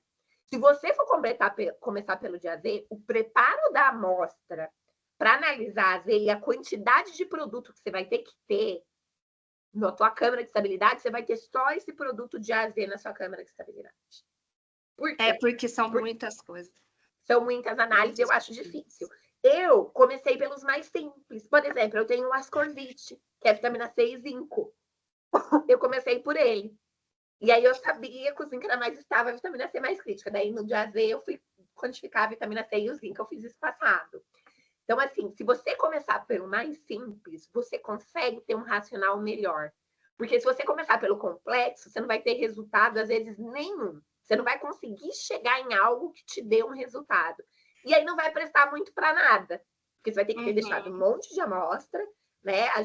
Eu tô na briga, que eu ligo para os laboratórios, às vezes, que faz fora, quando eu não tô fazendo interno, e falo, 100 gramas de amostra é muita amostra para um suplemento que tem uma cápsula de 400 miligramas. E a gente tem 3 câmeras de estabilidade aqui na Maxinutri. E mesmo assim, não é suficiente. Então, a gente até na hora de decidir o marcador, a gente também, até para o laboratório, a gente está trabalhando com essa questão de quantidade de amostra. Então, Fran, se eu fosse você, eu começaria pelos mais simples, porque você não vai ter um resultado satisfatório de EZ. Esquece pôr em acelerada. Você não vai conseguir nem identificar tudo, tá? Isso, se alguém fala que faz um AZ todos os tempos com resultado satisfatório, gente, vocês me desculpem. Eu acho que é quase assim, fantástico mundo de Bob, tá? Então, começa pelo mais simples, porque daí você vai entender como que performa aquele nutriente. E outra dica, suplemento de AZ a gente trabalha com pré-mix. Normalmente, o fabricante de pré-mix, ele tem essa estabilidade. E eu tô falando assim, eu não sei com quem que vocês trabalham, mas tem o Caio lá, que deu o curso pra gente sensacional, que agora, gente, eu só quero que a fábrica compra dele, né? Eu falei, gente, se não comprar nada, me compra, porque eles são muito bons. Depois a gente teve a previsão, né? MK Sabe tem, Sweet Mix tem, DSM tem. Então, pede a estabilidade do pré-mix e acaba utilizando esses dados para você construir seu racional. Mas não parte do AZ que você não vai conseguir. Você vai Mas aí, quebrar se a eu cabeça. preciso fazer apenas... na verdade, se o longa vai bem, o acelerado não, eu conseguiria notificar esses produtos só com a longa finalizada. Consegue, você não vai conseguir finalizar, porque vamos supor, se você não começou agora, você vai ter até setembro de 2025. Mas você vai estar com 12 meses. E aí você coloca que o estudo está com 12 meses, coloca todos os seus resultados, fala, olha, mineral está mais estável, vitamina está mais caindo, com base nisso, a gente fez uma revisão de formulação, porque daí você tem que revisar. Estratégia de gerenciamento de risco e análise de tendência. Exatamente. Olha a importância do que a Camila falou com relação ao resultado que você vai conseguir do seu fornecedor do premix. Com esse resultado do fornecedor do premix, você consegue montar uma estratégia de gerenciamento de risco e uma análise de tendência e usar isso a seu favor para tentar notificar com menos tempo. Solicitando assim, os 2 anos mesmo, por exemplo. Mesmo que eu esteja notificando. Aí vai depender do seu gerenciamento de risco. Vai depender como que é estável esse premix. Se for um negócio muito... É diferente também você falar, um suplemento líquido. Impossível você fazer isso com uma tendência. Mas assim, pensa comigo. O teu fabricante de premix, ele tem a estabilidade do premix. E ele já sai com sobredosagem, viu? Presta bastante atenção, porque a gente faz o tempo zero para validar parâmetro analítico, e aí a gente coloca sobredosagem, o premix já tinha sobredosagem, então tem que prestar atenção nisso até por questão de custo e para não extrapolar os limites máximos estabelecidos pela IN28 em alguns casos, né? E aí, assim, analisa isso, fala, olha, eu tenho os dados do meu fabricante, eu fiz essa quantificação nos tempos tal, tá seguindo, e cruza esses dados, porque o que você tem que encontrar? Você tem que encontrar, teoricamente, uma queda muito semelhante à do pré-mix. Porque o pré-mix ele é feito num pó com baixa atividade de água. O teu produto vai estar encapsulado com uma baixa atividade de água também de expiente, né? Às vezes, quando é pó, daí é um pouco mais complexo. Você tem que encontrar muito semelhante. Se você começar a encontrar um resultado diferente daquilo, você tem que entender. Será que foi no meu processo que deu essa droga, que degradou o meu processo de armazenamento do pré-mix, o meu processo de mistura, né? Então, aí você faz essa análise, mas se você chega num coeficiente semelhante, ou seja, a vitamina C, ela faz assim, ó, lá no fabricante do pré-mix, meu produto também faz assim. Só que no final do meu produto eu tenho que ter 1.000 miligramas de vitamina C, então eu tenho uma sobredosagem que vai me entregar isso, que não tá passando o limite máximo da Anvisa. Beleza. Então, eu estou peticionando esse produto agora, com base em todos esses dados, Anvisa, eu estou inferindo um prazo de validade de 24. Eu vou continuar acompanhando até 24. Pode ser que quando eu chegar em 24, eu vou ter que mudar isso, eu vou ter que rever um pouco a minha formulação. Mas eu estou seguindo esse racional e até agora está tudo bem. Então, assim, é coerência mesmo, essa responsabilidade. Não adianta a gente sair colocando tudo em acelerada. Primeiro que não vai passar, você vai gastar um dinheiro à toa. Já fez? Então, você já chegou a fazer a B12? Já. Eu tenho B12, metilcobalamina, né? Tá? E eu tenho a B12 cianocobalamina. Eu tenho a B12 e eu tenho a B12 em comprimido mastigável, em pote, porque eu queria morrer quando eu vi que era pote, né? Eu falei, meu, por que não me lançaram esse produto em blister? Minha vida tá difícil. Só que ela chegou bem, tá? Ela chegou muito bem, muito melhor do que eu esperava. Foi um tapa na minha cara, assim, porque eu comecei a brigar, né? Falei, não, vou mudar esse produto, não sei o quê. Foi um tapa na minha cara. A B12 é estável, eu tenho uma forma de comprimido mastigável. E você usa ela concentrada mesmo ou você... Diluída. Tá. Você dilui aí mesmo? A gente dilui. Mas aí um ponto muito importante que a gente fez aqui na Max Nutra foi a validação dos processos de diluição.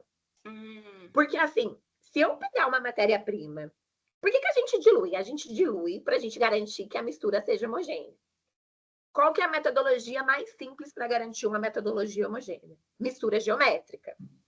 Ah, Camila, mas aqui na indústria eu tenho um misturador de 300 quilos e eu faço um monte desse produto. Beleza, mas se eu uso misturadores intermediários, faz a sequência da mistura para isso. E o que a gente fez? A gente fez a validação do nosso premix. Então, a primeira coisa que eu fiz, codifiquei a B12 na matéria-prima. Porque se a B12 ela não tivesse ok na matéria-prima, lá no final ia dar uma droga de resultado e eu não ia saber de onde vinha. Depois, a gente fez o pré-mix. E como que nós validamos o tempo de mistura e a técnica? Quantificando o doseamento dessa substância no premix. Então, foi feito o processo, registrado, e a gente mandou para analisar. Ela teria que estar lá a 10%, ela veio 10%.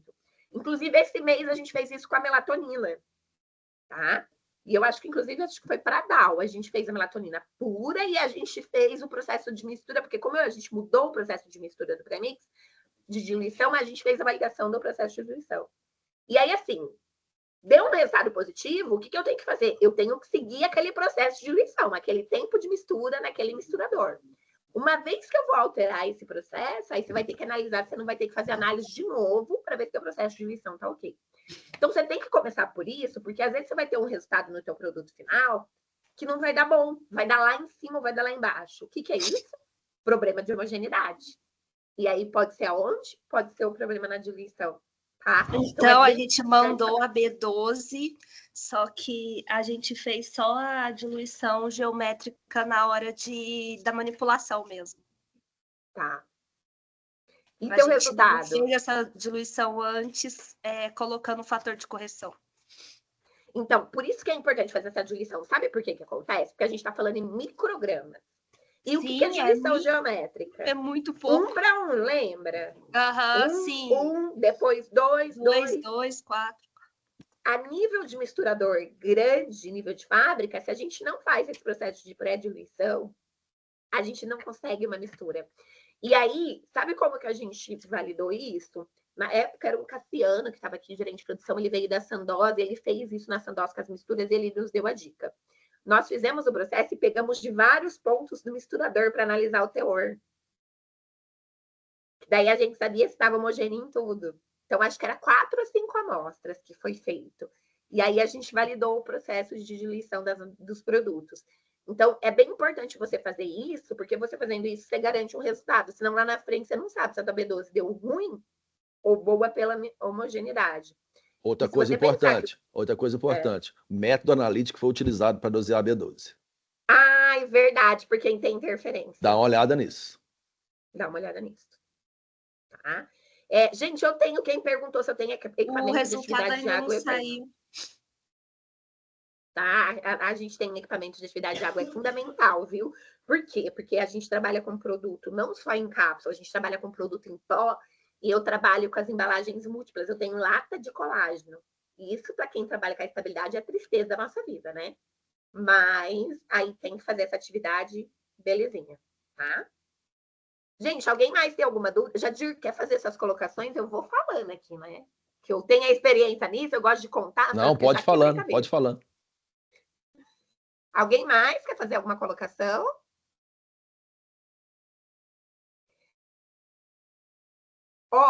Jadir, a regra de fazer notificação até setembro de 2025. Onde que está essa informação? Opa. Isso está na... Aí, ó. Aí, ó. Gente, essa menina é Camila. Trabalha na mesma sala que eu. Não, é muita coincidência da vida, né? Aqui a gente tem 2 Camilas, trabalha junto em parceria e eu olho para ela e eu vejo eu quando era novinha, né? Então, vou deixar ela falar. Camila, onde que tem essa informação que pode notificar o portfólio até setembro de 2025? Lá na RDC, que foi publicada em fevereiro, e na IN 281, que foram as novas RDC que regularizaram, né, os alimentos e embalagens. Lá tem que todo o portfólio atual deve ser notificado até setembro de 2025, e os lançamentos agora, a partir de 1º de setembro, já tem que ser notificados lá no sistema Solicita da Anvisa. E produto registrado até o vencimento do registro. Por que vocês acham que a Maxinut está fazendo um registro por semana agora? Porque nós peticionamos tudo que dava. Porque daí até... sem contar que o produto com registro já tinha a estabilidade pronta de 24, né? Então, porque daí nós vamos ter... Qual que foi o ponto que nós usamos para fazer isso? Eu tenho a estabilidade concluída e a Anvisa já analisou. Porque produto com registro a gente tem medo de notificar e lá na frente a Anvisa vem com uma exigência e tem que mudar. Então, nós submetemos os registros para ter essa avaliação da Anvisa e o deferimento antes da legislação. Eu ainda tenho... Peraí, deixa eu contar. 1, 2, 3, 4, 5, 6 produtos na fila. Não vai sair. Não vai sair. Os produtos da Max, todos os registros até nova legislação. Que não sair no dia 1º de setembro, a gente vai notificar. Mas a gente submeteu tudo para registros probióticos e enzimas estavam concluídos para a gente ter essa avaliação da Anvisa, porque daí a gente tem aquela segurança. Poxa, a Anvisa já analisou, meu produto está ok. Eu não vou ter aquele risco de notificar e aí depois lá na frente vir alguma coisa para eu revisar. Então, a vantagem do registro é essa, porque daí o registro sai para 5 anos, você tem esse tempo. É bem legal. Gente, o equipamento de atividade de água, eu não sei qual que é. Eu vou descer lá não sei o que depois, vou pedir o nome dele. a especificação, e aí eu mando para vocês, mas eu acho que é da GAK, porque eu lembro até que foi o pessoal da Lab Store que veio trazer, né? Eu acho que é da GAK, então não tenho certeza, depois eu passo para vocês, tá? Gente, mais alguma colocação? Jadir, quer fazer o nosso encerramento? Não, me coloca à disposição de vocês, podem me contactar por telefone, eu vou disponibilizar o material agora, assim que a gente terminar aqui no grupo. Lá tem meus contatos, podem mandar pergunta pelo WhatsApp, por e-mail, a gente vai tentar responder todas à medida que for possível. A consultoria Forpi está à disposição de vocês para, como eu disse, achar essa ponte aí e esse atalho para ajudar vocês a ter o melhor resultado no menor tempo possível e com o menor custo. Porque resultado, às vezes, todos vão ter. Mas Seja alguns vão positivo demorar. ou negativo, né, Jadir? Ou bom Alguns ou ruim, vão vai ter. demorar muito mais do que deveria, poderão não ter o resultado que esperam e com um custo muito mais elevado do que talvez a gente conseguiria ajudar vocês a ter. Então a gente está à disposição de vocês e muitas das discussões que a Camila trouxe aí à mesa aí são partes de uma estratégia de gerenciamento de risco. Alguém perguntou sobre equipamento para atividade de água. É parte de uma estratégia de gerenciamento de risco. Então, assim, tudo isso compõe um arcabouço para nos dar subsídio para achar o atalho, o melhor atalho possível. É isso. Obrigada, Jadir. Gente, obrigada a todo mundo que está aderindo ao nosso grupo, as pessoas que estão participando, que estão buscando esse conhecimento. Então, já vou falar que a gente vai ter um último webinar antes de 1º de setembro, porque a gente vai ter muito ainda. Se Deus quiser, a gente vai ter muitos cursos, promover muito conhecimento aqui no nosso mercado. Mas o tema vai ser 1º de setembro e agora? Por onde eu começo? Então, eu vou compartilhar com vocês uma estratégia com palestrante convidado também. Ainda não vou dar spoiler, porque eu preciso da confirmação formal. Mas por onde a gente começa se a gente não tem nada pronto, né? Que é justamente agrupando os produtos. Eu vou falar um pouquinho do que a gente fez aqui na MaxiNutri que funcionou e do que não funcionou também.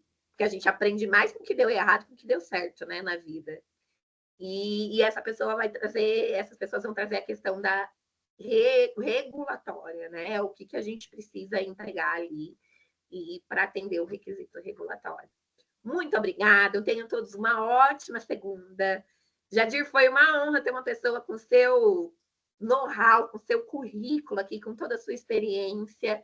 E olha, se você fizer um curso de gerenciamento de risco, a MaxiNutri compra, tá? Já estou te falando.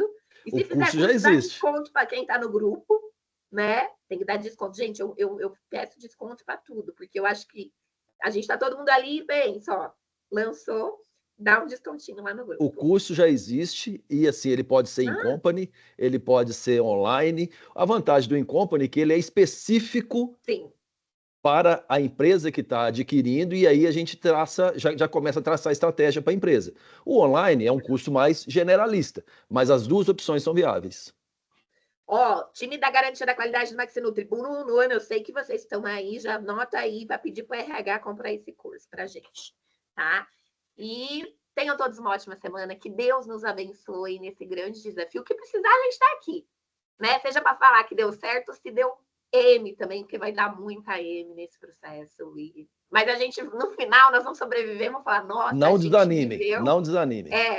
A gente passou por isso e agora a gente está preparado para tudo, né? Porque a gente foi o time que estava ali executando as tarefas nessa virada de chave. Tá bom? Fiquem com Deus, gente. Falou, pessoal. Um abraço. Um abraço.